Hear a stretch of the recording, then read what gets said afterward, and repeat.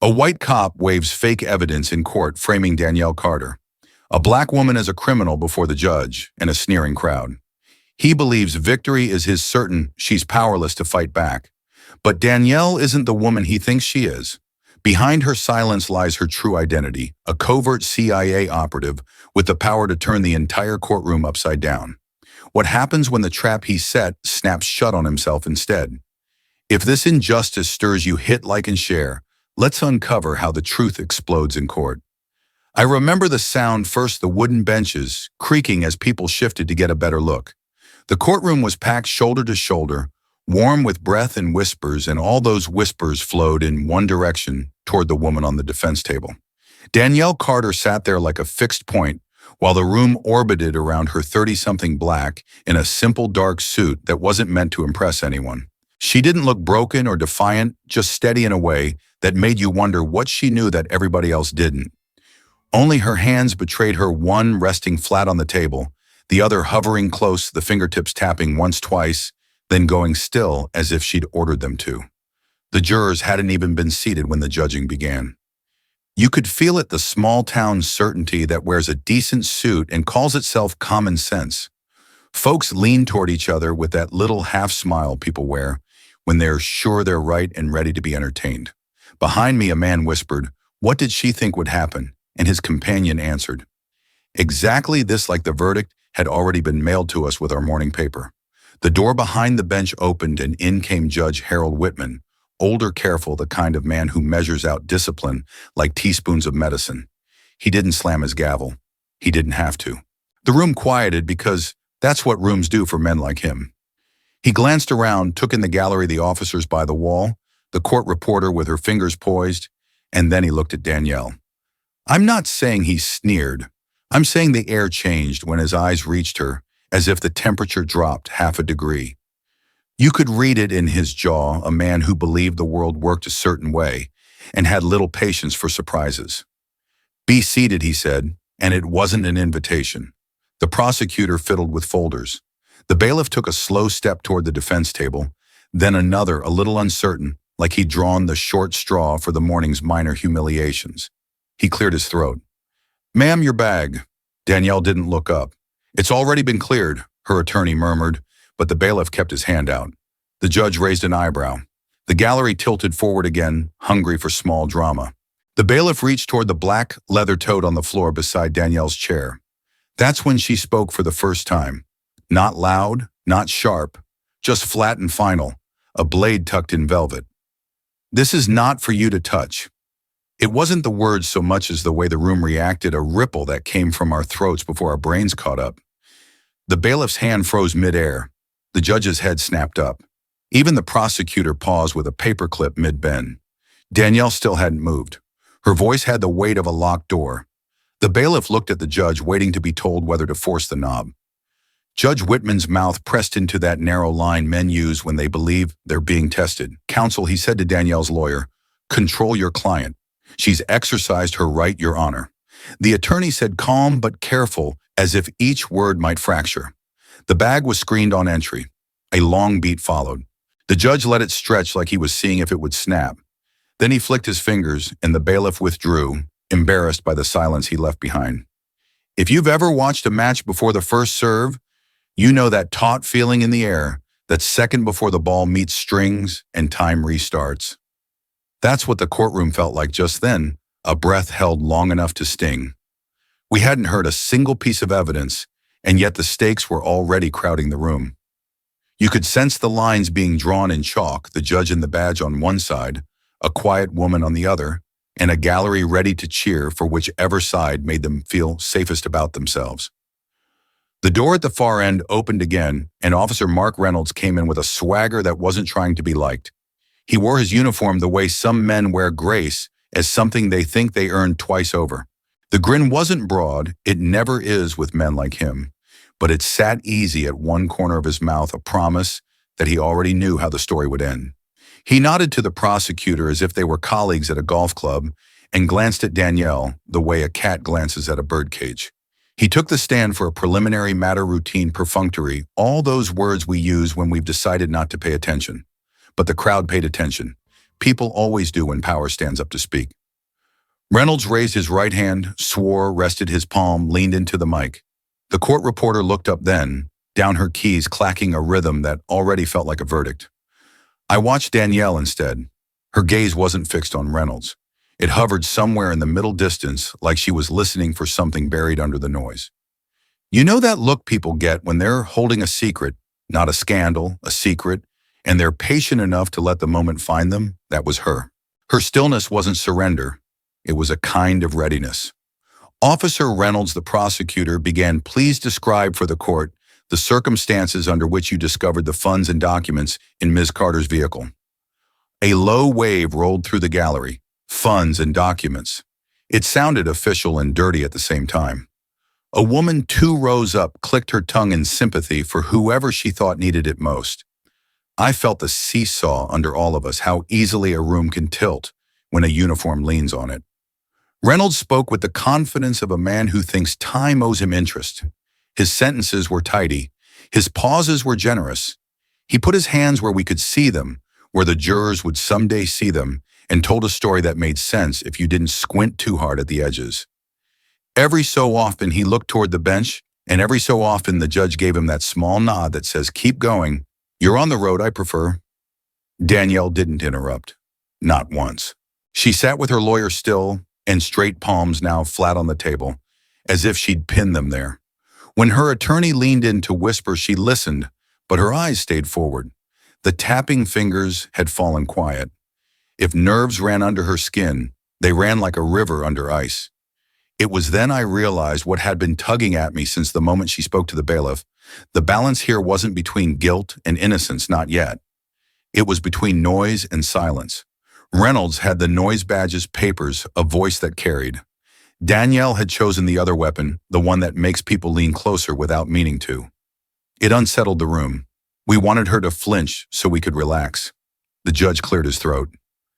"We will proceed," he said, and even his voice had a little scrape to it now, like the first drag of a bow across string. The clerk shuffled forms.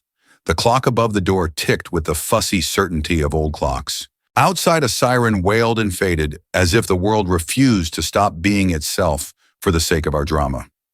I won't pretend I knew how any of it would end. All I knew was this: something important had already happened, and it wasn't in the words on the record. It was in the way the room had to reset itself around a simple boundary. This is not for you to touch, and the way that boundary rattled people who were used to touching everything. Power likes a script. That morning, for just a second, the script skipped. And everyone in that crowded courtroom, judge, cop, gallery, me, felt the page tremble before the next line. I can tell you the exact moment the room decided Danielle was guilty. It wasn't a ruling. It was a feeling hot, quick, and lazy. Officer Mark Reynolds reached into a brown evidence box and lifted a clear plastic bag so everyone could see.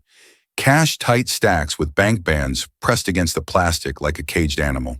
Behind it lay a thin folder, the kind that looks clean because it's new. He held both high, slow, letting the gallery drink. You could hear the small sounds people make when they think they've been proven right, a breath through the nose, a satisfied click of the tongue. Your Honor, the prosecutor said, standing as if pulled up by a string, the state moves to admit what we've marked as Exhibit A and Exhibit B. Currency recovered from the defendant's vehicle and financial documents indicating illicit payments. The clerk stepped forward. Reynolds passed over the bag with a kind of ceremony, then the folder. The clerk peeled on gloves and slid evidence tags into place, clicking the labels like buckles. The judge nodded once the motion granted on muscle memory. I watched Danielle. She didn't look at the money. She didn't chase the folder with her eyes the way a cornered person will. Her chin stayed level. Her right hand closed around her left wrist the way you hold a railing when the stairs feel uncertain. No prayer, no outburst, just restraint, so tight it hummed. Officer Reynolds, the prosecutor, said, "Please tell the court how you came to search Ms. Carter's vehicle." Reynolds set a boot on the lower rung of the witness stand and leaned toward the mic like the truth lived in his breath. Routine stop after a tip. Vehicle matched the description connected to a cash courier in a pending civil matter. I approached noted inconsistencies in her responses and conducted a lawful search with probable cause. He let that last phrase sit in the air like a framed diploma. He looked at the judge. The judge looked pleased to see a man who knew his lines. And what did you find the bag under the driver's seat? The documents glove compartment. Reynolds lifted his eyebrows the way people do when they're surprised by how easy something turned out to be. Didn't take long. Describe the documents, the prosecutor said. Payment schedules. Names redacted, but the totals speak for themselves. Kickbacks for favorable outcomes. He slid a glance toward Danielle, so brief and cutting it left a mark. Classic play. The prosecutor clicked his pen. Based on your training and experience, what crimes did this suggest? Bribery, fraud, obstruction of justice. Reynolds said, counting with 2 fingers, and then a third as if we were in a classroom, and he just solved an easy problem on the board. There was a murmur. The judge let it roll, then lifted one palm, and the sound flattened. Officer, the prosecutor said, do you see the person from whom you recovered this evidence in the courtroom today? Reynolds' grin widened a fraction. Right there. Ms. Danielle Carter, he pointed. The finger was a small thing, but small things carry weight when the room wants them to. It landed on Danielle like a tack. The defense didn't object. Not yet. Danielle's attorney leaned in and whispered, and Danielle nodded once, a little mechanical, as if she decided to let the storm finish its first sentence before she spoke. The prosecutor paced 2 steps the way lawyers do when they want to look like their thoughts need space. Officer, did the defendant cooperate? Reynolds blew out a soft laugh through his nose. In her way. He lifted his chin toward Danielle, refused to answer direct questions. Delayed access to personal effects? You ask me, she knows her way around obstruction. That got the gallery. A low chuckle here and there. The kind of laughter that sounds like permission. Reynolds turned to the jury box that wasn't yet a jury and delivered the line like he'd crafted it in his truck on the way over. Some people just don't belong in court unless they're the accused. It landed. You could feel it. A few folks smiled openly. A man across the aisle shook his head in that delighted way people shake their heads when a punchline confirms their worldview. The judge didn't smile. He didn't have to.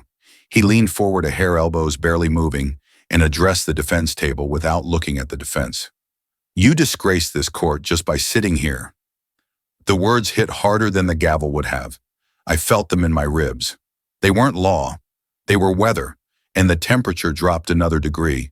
Danielle's hands tightened left over right, right over left, like she was retying the same knot. She didn't blink fast or swallow hard, none of the little tells that say a person is coming apart. She compressed her breath, held it, let it out slowly. It read as dignity until you noticed how much effort dignity sometimes costs. Defense may cross, the judge said, already bored with fairness. Danielle's attorney rose, smoothing a sleeve he'd already smoothed. Officer Reynolds, you stated you conducted a search based on probable cause drawn from a tip.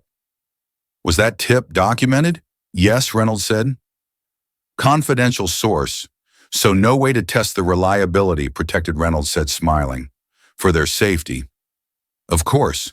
The attorney nodded like a man humoring a child who'd said the alphabet out of order, but insisted it was fine. Chain of custody for the evidence.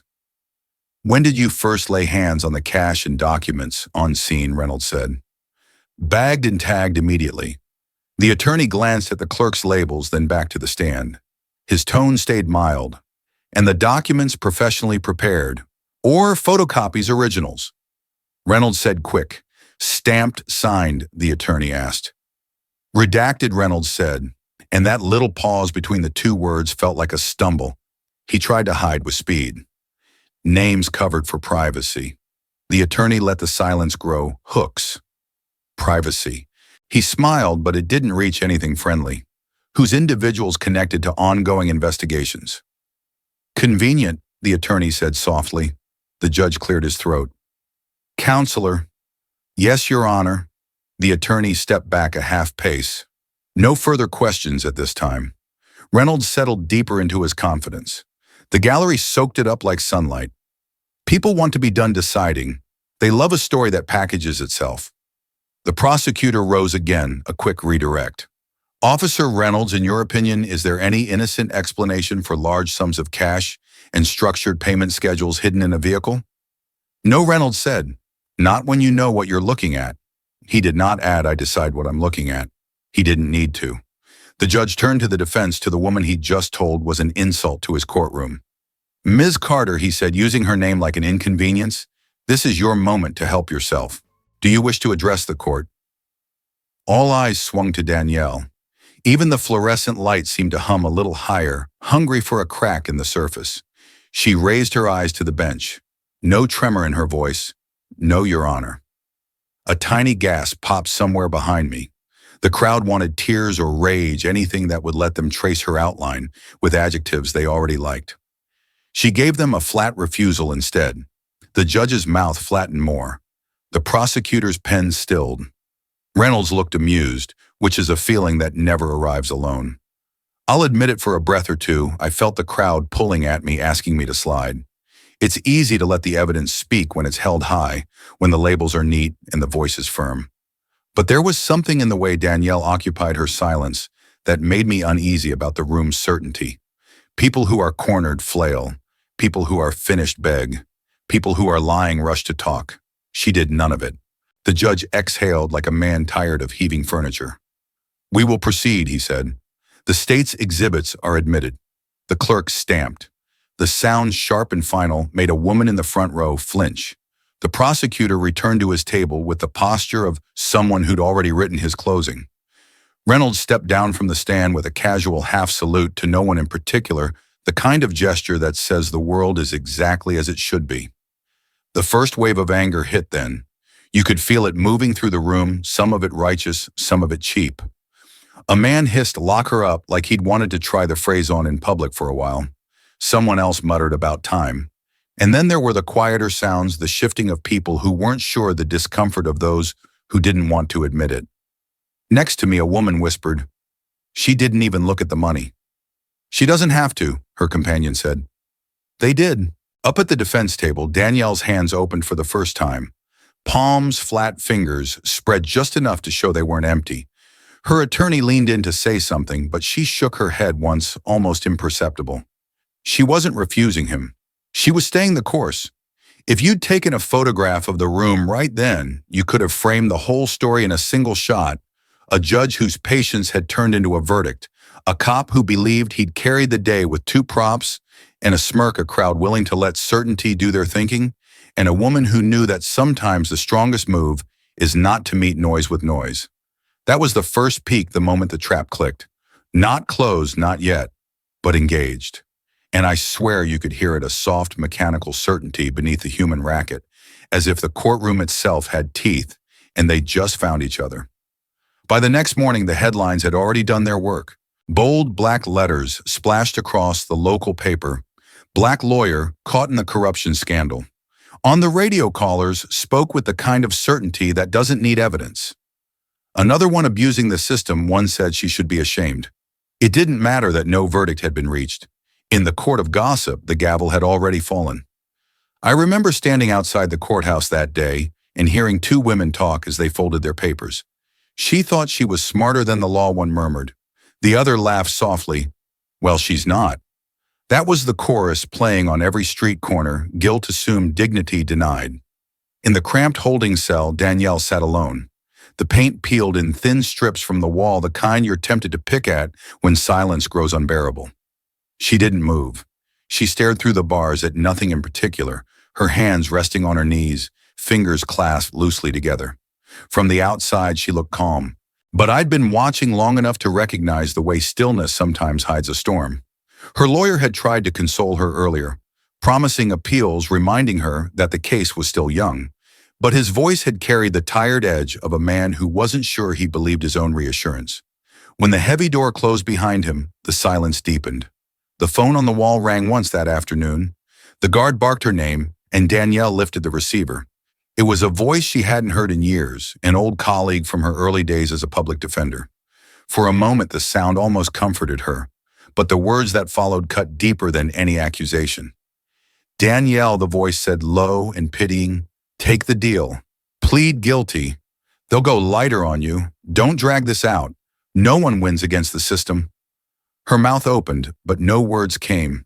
She only listened, the words buzzing like static against her ear. The man who'd once praised her integrity was now urging surrender. She hung up without answering, her hand trembling only after the receiver hit the cradle. The weight of betrayal pressed heavier than the bars around her. She leaned back against the wall, eyes closed, and for a fleeting moment she wished it would all end there. No trial, no stares, no whispers. Just an exit from the cage of expectation and judgment. But in the darkness behind her eyelids came another sound, a voice older, warmer, etched into memory. Her mother's voice, steady as the earth, never bow to injustice. The words had been a refrain in her childhood, spoken over scraped knees and broken promises. Her mother hadn't lived long enough to see Danielle grow into the woman she was now, but those words still clung to her like a second skin. Never bow. Danielle opened her eyes, and for a moment they glistened with tears she didn't bother to wipe away. Her gaze drifted to the barred window high above. The square of sky was small gray, indifferent. She wondered if her mother would be proud of her silence or broken by it. She wondered if she was strong enough to carry the weight of two lives, her own and the one who had raised her. The guard passed by, glanced in, and kept walking. To him, she was just another defendant waiting her turn. To the world outside, she was already guilty. And yet, watching her then, I could see the battle inside her chest. It wasn't the kind of fight that fills rooms with shouting. It was quieter, crueler. The question pulsing beneath her skin was simple: stand or fall. The tapping of her fingers had stilled. The breath she drew was slow, deliberate, like someone weighing the cost of every inhale. This was the bottom, the place stories usually end unless something shifts. I tell you this because if you had seen her then, alone, betrayed, and buried under headlines, you might have thought it was over. You might have turned the page certain the trap had closed for good. But the thing about the bottom is that it isn't always the end. Sometimes it's the ground you need beneath your feet before you can rise. I remember the guard looking annoyed when he came down the corridor with a woman trailing behind him. Visits weren't common for defendants in the middle of a storm like this, but Angela Moore had insisted. She wasn't family. She wasn't a lawyer. She was just a middle-aged black woman who'd asked again and again until they finally relented. Her steps were hesitant, but her eyes, those eyes carried something fierce even through the fear. Danielle lifted her head when the door buzzed open. For a moment, confusion flickered across her face, then recognition softened it. She hadn't seen Angela in years. The last time had been in another courthouse, different case, different stakes. Back then, Angela had been the one on the edge of ruin, about to lose her home, in a civil dispute where the odds were stacked against her. Everyone told her not to fight. Everyone but Danielle. Danielle had taken her case, stood beside her, and forced the truth into daylight when no one else would. Against the sneers, against the silence, she had delivered Angela's justice. Now the roles had reversed. Angela walked toward the steel table, and Danielle, the woman who once looked unstoppable, sat in chains. Angela sat down, hands folded tightly together, then reaching forward before she lost her nerve. She gripped Danielle's fingers like someone afraid they'd vanish if she let go. Her voice trembled at first, but the words came clear. "Danielle," she whispered, "if you give up now, you'll let them win, not just over you, but over all of us." The room stilled. Even the guard outside the door shifted uneasily, as if he'd overheard something private he wasn't meant to hear. Danielle looked at her, and for the first time since the trial began, her mask cracked. Not in tears, not in anger, but in the way her eyes softened, widened, as though the words had reached somewhere deeper than she'd let anyone touch. Angela leaned closer, lowering her voice, but her resolve grew stronger with every word. She told Danielle what no one else dared. To Reynolds had stood in her courtroom once too. He'd carried the same smug face, the same thin evidence. It had smelled wrong even then, but no one spoke up. The papers ignored it. The judge let it pass. Angela had walked away feeling lucky, but also ashamed. Ashamed she hadn't fought harder.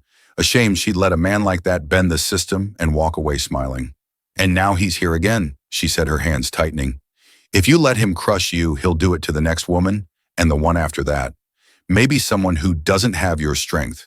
You can't let that happen. Not you." Danielle swallowed hard. For a long while, she said nothing. Silence had been her shield for so long, and it rose up between them again. But Angela didn't retreat. She sat with tears spilling down her cheeks, unashamed, because she knew this was her fight too. I'm not strong, Angela finally admitted, voice breaking. But you are. You always were. And if you fall, then all of us, everyone you've stood for, we fall with you. Her words filled the cold little room with something warmer than defiance, a plea wrapped in belief. The tears glistened on her face, but her presence was steady like a candle holding back the dark. Danielle bowed her head, her breath shaking once twice. She thought of her mother's voice, of the weight of the headlines of the trap snapping shut. And now she thought of Angela, of every person who had no shield, but people like her. When Danielle finally lifted her eyes, they were wet but steady. The silence wasn't empty anymore. It was full charged with a promise she hadn't spoken but had chosen to carry. Angela's visit ended quickly, as all such visits do. The guard tapped his watch, the door buzzed, and she was gone. But her words remained hanging in the air long after the footsteps faded. That night Danielle sat in her cell again, but she wasn't staring into nothing. She was staring forward at a place she couldn't yet see but had decided to reach. Hope doesn't always arrive like a shout. Sometimes it walks in trembling with tear-streaked cheeks and still manages to leave the room brighter than before. And I knew, watching Danielle lean back with her hands folded steady, that the woman who had hit bottom hours before had just found a way to rise again, not only for herself but for everyone who carried scars like Angela's. The courtroom felt different that morning, quieter but heavier, like everyone was holding their breath before something broke. Judge Whitman sat higher than the rest, his expression carved from stone, while Officer Reynolds leaned back in the witness chair with the swagger of a man who thought the game was already won. The prosecutor flipped through his notes with the confidence of someone reading from a script he'd rehearsed a dozen times. But Danielle, she didn't fidget, didn't pace. She watched. Every word, every pause, every glance from Reynolds was a thread she was tracing. Officer, the prosecutor began, "Please walk us through your timeline again." Reynolds straightened. His voice carried with that trained, rehearsed clarity. At approximately 9:15, I was at the storage lot confirming the tip we received. By 9:20, I initiated a stop on Ms. Carter's vehicle. I questioned her briefly, then proceeded with a lawful search. At 9:30, the cash and documents were secured. He delivered the words smoothly, like a man strolling down a familiar road. But Danielle leaned forward slightly, her eyes narrowing. Something in that neat little story didn't fit. The times pressed against each other in a way that no car, no man could have pulled off. She let the silence hang a moment, then she rose. Every head in the room turned. Danielle didn't raise her voice, didn't bristle. She spoke with calm precision, each word dropping like a stone into still water. "Officer Reynolds," she said, "are you telling this court that you were at the storage lot at 9:15 and then pulled me over at 9:20? Reynolds blinked, caught off guard. "Yes, that's what I said." She tilted her head just slightly. "So you were at two places at the same time?" The room stirred.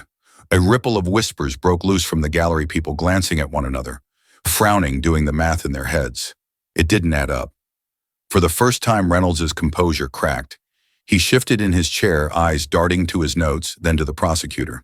I was moving quickly between the sites. That's what I meant." His explanation sounded thin, like paper tearing under strain. Judge Whitman rapped his gavel sharply. Order, his glare fixed on Danielle. "Ms. Carter, this court will not indulge in word games. Stick to proper procedure." Word games. That's what he called it. But the seed of doubt was already planted, and you could see it sprouting in the faces around the room. Reynolds cleared his throat, trying to reclaim his rhythm. It was a misstatement. First the lot, then the vehicle. That's the order. He leaned forward again, forcing his confidence back into place, but the stumble was there, lingering in everyone's memory. Danielle didn't push further. She sat back down slowly, her expression unreadable. She didn't need to drive the point home. She had already made it. One question calmly asked had turned certainty into suspicion. The gallery hummed with energy. A woman in the front row whispered, "That doesn't make sense." A man a few benches back shook his head. People exchanged looks, their certainty wobbling. Reynolds glanced around, realizing the tide was shifting, even if only slightly. The grin he'd worn for days didn't look so sure anymore. The prosecutor jumped in, trying to patch the hole. "Officer, based on your training, would you agree it's possible for times to overlap when reports are written after the fact?" Reynolds seized on it. "Exactly. It's a clerical overlap. What matters is the evidence." The judge nodded quickly, too quickly, like a man eager to seal a crack in the wall. Very well, let's proceed. But the air had already changed. You could feel it. I sat there watching Danielle. She didn't smile, didn't allow herself that victory. She only rested her hands flat on the table, steady as stone. But her eyes held a spark now, the kind of spark that comes when the balance shifts just a little in your favor. What struck me most wasn't the contradiction itself, it was how she delivered it. No shouting, no anger, just a calm question that sliced cleaner than any outburst could. And because it was calm, it landed harder. That was the second wave. The first had been humiliation when Reynolds paraded his bag of cash before the court. This one was different. This one was the sound of armor cracking, a reminder that arrogance can trip on its own shoelaces. The gavel fell again, but it couldn't erase what we had all seen. Officer Reynolds had stumbled. The man who strutted into this courtroom as though it belonged to him now looked for a flicker of a moment uncertain. And that flicker was enough. Enough to make the gallery whisper, enough to make the prosecutor sweat, enough to remind everyone watching that truth doesn't always arrive like thunder. It can start as a question so simple, so sharp, it leaves silence behind it. The room was still humming with the echo of Danielle's question when she rose again. No hesitation this time.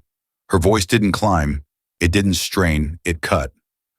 Truth doesn't rush, she said, her words measured steady. Lies always stumble first. You could feel the silence slam down. Papers stopped shuffling. Even the clock on the back wall seemed to pause. For a long second, every pair of eyes was on her. It wasn't the kind of sentence you forget. It hung there heavy like a verdict no one had expected. Reynolds shifted in his chair. His jaw tightened, his skin flushing red under the fluorescent lights. The swagger he had carried for days slipped, replaced with something raw anger. His hand clenched the railing of the witness stand until his knuckles whitened. And then he snapped. Women like you don't belong here, he barked, his voice cracking through the air like a whip. Gasps broke out across the gallery. A few people muttered under their breath. One woman shook her head sharply, disgust painted clear on her face. The whispers rose sharp and uneven like fire catching in dry grass. Reynolds realized too late what he'd said. The words were out, and they couldn't be pulled back. His mask was gone. The respectable officer, the man of order, stripped away in a single outburst. What was left was something uglier, something everyone could now see. Judge Whitman's gavel came down hard. Order, order in this court. His voice tried for authority, but even he looked unsettled. For the first time, there was a flicker in his eyes, a glimpse of unease, of doubt. He cleared his throat, adjusted his glasses, tried to mask it, but the damage had been done. Danielle didn't rise to meet Reynolds' insult. She didn't have to. Her silence in that moment was louder than any reply. She stood there, still, the strength of her composure, making his anger look small. The crowd shifted again. Some looked outraged, others satisfied, but all of them had seen what just happened. The officer had revealed himself. He wasn't protecting justice, he was protecting his pride. That was the third wave. A crack turned into a fracture. Reynolds had tried to humiliate her, but it was his own reputation collapsing. And the people in that room, whether they admitted it or not, felt it. You could almost taste it in the air, the shift of power. Not victory, not yet, but the kind of moment when you realize the giant in front of you has feet made of clay. The bailiff called her name like it was any other, but the room shifted when we saw who stepped forward. Angela Moore. She wasn't a lawyer, wasn't an official. Just an ordinary black woman in her 50s, clutching her purse as if it were armor. Her hands trembled as she walked, but her chin stayed lifted, her eyes steady in a way that cut through the silence. Fear and courage wrestled inside her, and still she kept moving. Angela had been here before, not as a witness, but as a victim of a broken system. Years ago, she nearly lost everything in a civil dispute until Danielle had stood by her side. When no one else believed her, Danielle had fought for her. That memory followed Angela up the aisle, now carrying her to the stand. She placed her hand on the Bible, her voice catching on the words as she swore to tell the truth. Then she took her seat, gripping the wood rail in front of her. You could see her knees shaking, but her gaze didn't waver. The defense attorney kept his voice soft.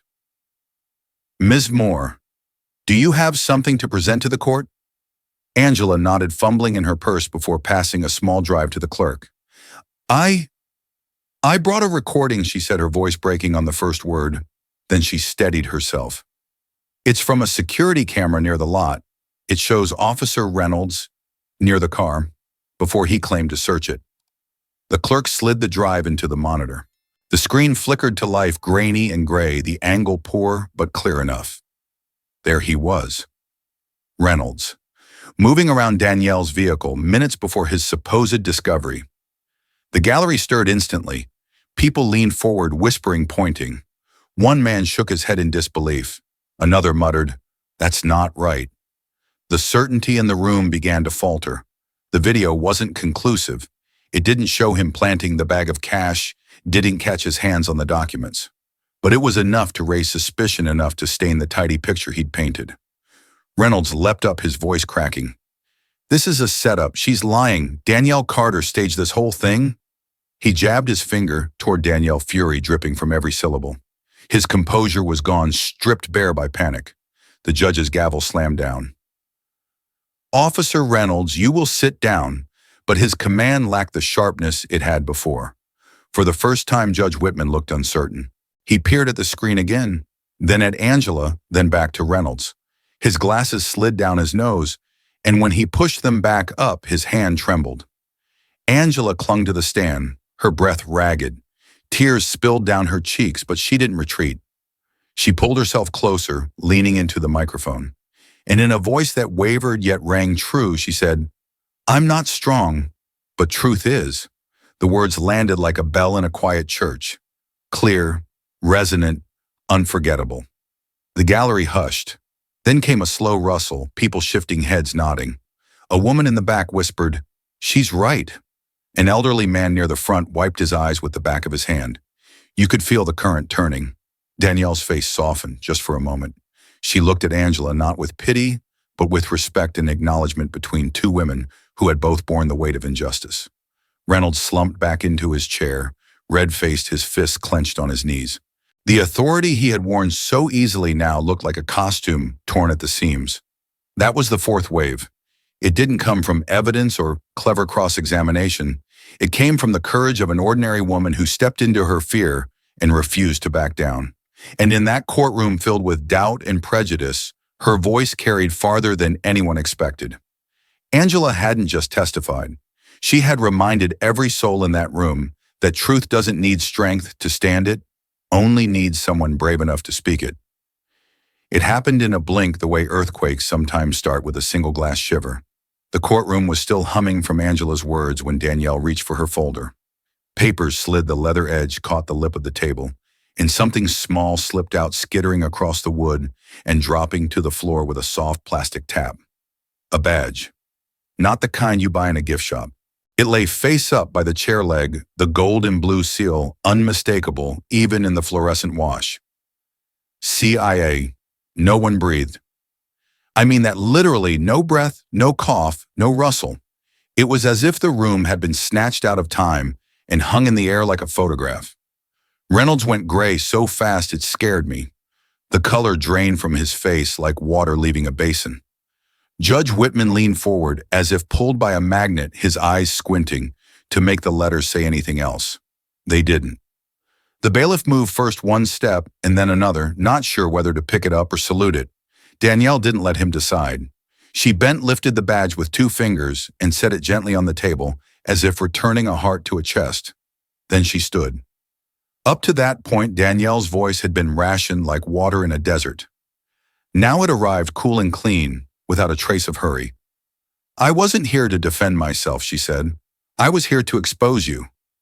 The line didn't need volume. It had gravity. It dropped through the air and hit the floorboards with a weight you could feel in your bones. The gallery flinched as one body. Somewhere in the back, a chair leg scraped. No one scolded it. Reynolds' mouth opened, but made no sound, like a television on mute. His hands lifted, then fell his fingers, searching for the swagger he'd misplaced. This is a trick," he managed finally, the words thin as thread. "Anybody can sit down, officer," the judge said, and for the first time all week it sounded less like authority and more like instinct. He tore his gaze from the badge and fixed it on Danielle. Ms. Carter, he began, cautious, careful. What exactly? Danielle didn't give him a speech. She didn't give anyone a speech. She gave them a boundary. I can't speak to operations, she said evenly. I can say this: my presence in this courtroom is not an accident, and neither is his. She didn't point at Reynolds. She didn't need to. Every eye in the room made the line for her. The judge rubbed the bridge of his nose, a habit I'd seen when he wanted to buy himself a second that wasn't on the clock. Counsel, he said to the defense attorney, reaching for a lane he understood. Explain to me why this. His hand hovered over the badge, never touching it, is just now coming to light. Danielle answered for him, her tone still level. Because timing matters, because truth is not a stunt, and because men like him count on panic to do their work. Angela, seated in the gallery again, pressed a hand to her mouth. I watched the recognition move through faces like a tide the moment from the morning of the first day, when the bailiff tried to search Danielle's bag and she'd said, "This is not for you to touch." We thought it was arrogance. Now it read as protocol, as a boundary carved for a reason we hadn't earned the right to know. The whispers started soft, then gathered force. CIA, is that real? My God. People weren't just shocked. They were recalculating. The narrative they'd swallowed whole was suddenly full of bones. Reynolds lurched to his feet, the chair skidding back, his voice raw. She planted that. She's making a mockery of this court. This court, Danielle said, not raising her voice, was already mocked. You did that when you lied. The sentence landed with the clean crack of ice splitting. A few heads turned toward the judge, as if waiting for the next move on a chessboard they had just learned they were standing on. Whitman's face had changed. There was something like embarrassment in it, the look of a man recognizing he'd been played, not just by another man, but by his own certainty. He straightened in his chair, tried for formality, and found it wobbly under his hands. Ms. Carter, he said, this court must understand the nature of your affiliation. You understand what you need to, she replied, and somehow it didn't read as defiance. It read as a reminder that courts have lanes, and some lanes do not cross. I am not your case. He is. Reynolds took a step toward the table. The bailiff mirrored him without thinking. For a heartbeat, I thought we'd watch a man make the worst mistake of his career in real time. Then Reynolds stopped, as if a hand we couldn't see had gripped the back of his collar. The prosecutor rose pale. Your Honor, this is highly irregular. The state was not informed about what Danielle asked, turning her head just enough to catch him in the corner of her gaze. About the truth not needing your permission? No one laughed. It wasn't a joke. It was air after a long time underwater. The judge looked from the badge to Danielle to Reynolds and back again, like a man trying to triangulate his way out of a fog. We will recess, he muttered, then corrected himself, a spine refinding steel. We will not recess, we will proceed carefully. He gestured to the clerk. Mark the item for identification only. The clerk slid a sticker toward the badge and then pulled her hand back, unsure whether it was even hers to label. Danielle's palm lowered over it, protective calm. It stays with me, she said, and the judge, Judge Harold Whitman, who had told her she disgraced his court just by sitting there, nodded. That nod was small. It was also enormous. The gallery swayed under the weight of its own rethinking. The woman who had been a headline was now a hinge. You could feel the room swing on her. The story we'd been fed, the dirty money, the smug officer, the silent defendant, was suddenly a scaffolding with no house on it. Reynolds tried one more time to stitch his confidence back into place. None of this changes the evidence, he said, but it sounded like a wish. Cash is cash. Documents are documents. Danielle's eyes moved to the monitor still frozen on his image circling the car. And time is time, she said softly. It doesn't bend for your convenience. That did it. A sound moved through the benches, half exhale, half prayer, the sound people make when the shape of truth shows itself, even if only in outline. Angela wiped her cheeks and sat taller. The elderly man in the front row leaned forward as if to hear better, though the words were as clear as daylight now. Behind me, somebody whispered, Lord help him, and meant the officer, not the woman on trial. The judge settled his hands on the bench. When he spoke again, his voice had changed keys. Officer Reynolds, he said, you will remain available for further questioning. He looked at Danielle. Ms. Carter, the court will allow limited clarification where necessary. He paused, measuring the distance between pride and prudence. We will not endanger ongoing matters. It wasn't an apology. It was a recalibration. In a room like this, that's the closest you get. Danielle inclined her head once. She didn't gloat. She didn't thank him. She did what she'd been doing since the first minute, held the center of the room with quiet. If you ask me when the trial turned, I won't point to a speech or a slam of the gavel. I'll point to the second. A small badge kissed the wood and told a different story than the one we'd been repeating to ourselves. The twist wasn't noise. It was clarity. It didn't blow the doors off the courthouse. It made us hear the hinges. Outside the double doors, I thought I heard footsteps, several purposeful, closing in. Maybe it was nothing. Maybe it was the future arriving on schedule. Inside, the judge adjusted his papers. The prosecutor found the wrong page, and Reynolds stared at the floor as if it might open and swallow him whole. Danielle rested her hand on the badge, then lifted her gaze to the stand. She didn't smile. Neither did we. We were too busy feeling the ground move. The double doors swung open like a breath the building had been holding. 3 men in dark suits stepped in, followed by 2 more. Their movements crisp, unhurried, unmistakable. The lead agent flashed credentials without theatrics, but the room reacted as if the lights had brightened. He was early 40s, composed a presence that settled rather than stirred. Agent Thomas Blake, United States Intelligence? He said to the bench, his voice even no more force than necessary. Your Honor, for the limited purpose of these proceedings, Ms. Danielle Carter's credentials are authentic. She is operating in coordination with federal authorities. The word authentic changed the air.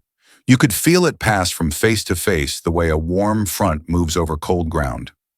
The judge didn't lean forward this time. He straightened like a man remembering what the chair was for. Blake didn't look at the gallery, didn't look at Reynolds, not yet. He inclined his head toward Danielle with the smallest acknowledgement, professional and precise, then turned back to the bench. We request the court preserve all relevant materials and maintain Ms. Carter's access as required. It was courtesy wrapped around steel. Reynolds pushed up from his seat, mouth open, hands out, the remnants of swagger clinging like ash. This is outrageous, she planted. 2 of Blake's team moved as one. Polite hands, firm hands, the kind that ask and insist at the same time. A click, then another, the familiar, terrible punctuation of handcuffs meeting wrists. Reynolds flinched at the sound more than the touch. Pride can take a hit. It's the echo that breaks it. No one cheered. The room went very quiet, the kind of quiet you hear in sanctuaries and sick rooms. We watched the officer, who had owned the floor all week, look down at the chain between his hands like it had appeared there by magic. The red in his face drained to a sallow gray. Danielle rose, not to gloat, not to claim a crown. She stood so the whole room could see calm made real. When she spoke, it was almost gentle. Justice doesn't scream, she said. It just arrives. The sentence settled over us like a blessing. I saw the court reporter pause and lift her eyes as if she needed to watch the words find their place before she could record them. Judge Whitman didn't clear his throat. He didn't lecture. He bowed his head just once, just enough that everyone understood, and lifted the gavel. The strike he gave the block was not loud. It didn't need to be. It sounded like acknowledgement. Let the record reflect, he said quietly, that this court will correct its course. No apology. Something harder and better. For a beat, the gallery held its breath together. Then the whispers rose soft at first. My God, did you see? She was right, spreading like wind through tall grass. An elderly man near the front crossed himself. Angela pressed both hands to her chest and closed her eyes as if setting the moment where it couldn't be stolen. Agent Blake gave a small nod to the bailiff. Officer Reynolds will be remanded pending further proceedings. The formal words landed like stones, building a new path. They led Reynolds away. He didn't fight. He stumbled once, caught himself, and went with them, swallowed by the doors he had once entered like a conqueror. Danielle sat again, palms flat, eyes forward. She didn't look to the crowd for approval. She didn't need it. The room, which had judged her by rumor, now measured itself by her steadiness. If you ask what justice looks like, I'll tell you it isn't fireworks. It's a shift you can feel in your bones, a court remembering its purpose. A gavel that sounds like humility, a sentence that doesn't shout, and a truth that doesn't ask permission. In that hush before the buzz truly returned, We all understood the same thing. The place that had hidden bias had just held light, and for once it stayed. The courthouse doors opened and Danielle stepped into the gray light of afternoon. Flashbulbs cracked like summer lightning, one after another, a storm of questions riding behind them. Reporters leaned forward, microphones thrust out their voices, tumbling over each other. "Ms. Carter, were you undercover this whole time? Do you believe the system can change? Will you testify against Reynolds?" Each question fired like a shot, but Danielle moved through them as if they were only weather. Her pace was steady, her shoulders straight, her face unreadable. Not cold, just calm. There was no triumph painted across her features, no hunger for cameras. The woman who had just overturned a courtroom walked as if she were carrying nothing at all. Angela broke through the press of people, tears streaking her face, her arms reaching. She caught Danielle in an embrace so fierce it nearly lifted her from the ground. Her voice was broken but strong enough for those closest to hear. "You didn't just fight for yourself," Angela sobbed. "You fought for all of us." For the first time that day, Danielle's mask shifted, not into a smile, not into tears, but into something gentler, an acknowledgement that reached past words. She placed her hand on Angela's back, held her for a long breath, then pulled away just enough to meet her eyes. And she nodded, once, slow, as if to say, "Yes, that's enough." The cameras caught it, of course. They caught everything, the hug, the tears, the nod. Reporters shouted louder, sensing the moment slipping away. "What does this mean for the case? Will you speak to the public? Do you have anything to say to the people watching?" But Danielle gave them nothing. Not a statement, not a declaration, not even a single word. She let silence answer for her, and in that silence, she was louder than any headline could hope to be. Her eyes lifted past the cameras, past the crowd, fixed on something far beyond the courthouse steps. Maybe it was the horizon, maybe it was memory, maybe it was the truth itself, steady, untouchable, waiting to be heard. Whatever it was, it made her look untethered from the noise around her, as though she already belonged to another place. The crowd pressed, desperate for more. But Danielle kept walking, Angela at her side, the agents flanking them with quiet protection. The further she moved, the less the shouting mattered. By the time she reached the street, her silence had become the story. Because sometimes the strongest answer isn't defiance. Sometimes it's restraint. Sometimes it's the refusal to let chaos write the ending for you. I watched her disappear into the waiting car, the door shutting, with a soft, final click. And I realized what stayed with me wasn't the badge or the gavel or even Reynolds's fall. It was the quiet dignity of a woman who knew justice doesn't need applause to be real. The people on those steps stood buzzing long after she was gone. Some were angry, demanding more. Some were awed, whispering to each other about what they had just witnessed. But most were simply quiet, caught between satisfaction and reflection. And isn't that how truth works? It doesn't always arrive in fireworks. Sometimes it comes like a tide, slow, steady, pulling away. What doesn't belong until only what's real remains. As I left the courthouse myself, I carried that silence with me. It sat heavier than any speech could have, because it asked a question without asking. If she could stand in the fire and not bow, what excuse do the rest of us have? That's the echo Danielle Carter left behind. A reminder that justice may stumble, it may crawl, it may take the long road through shadows, but it arrives, always. And when it does, you don't need to shout. You just need to stand.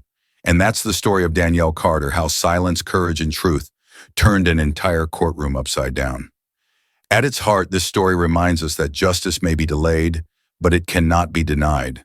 And that even in the darkest rooms, one voice or even one moment of quiet strength can change everything.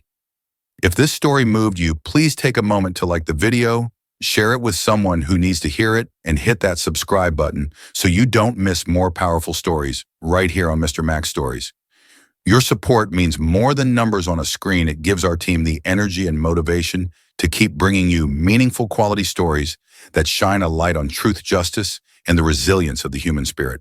Here at Mr. Max Stories, we believe every story has the power to echo far beyond its ending. That's our symbol, our promise, and our reminder. Stories don't just end, they live on.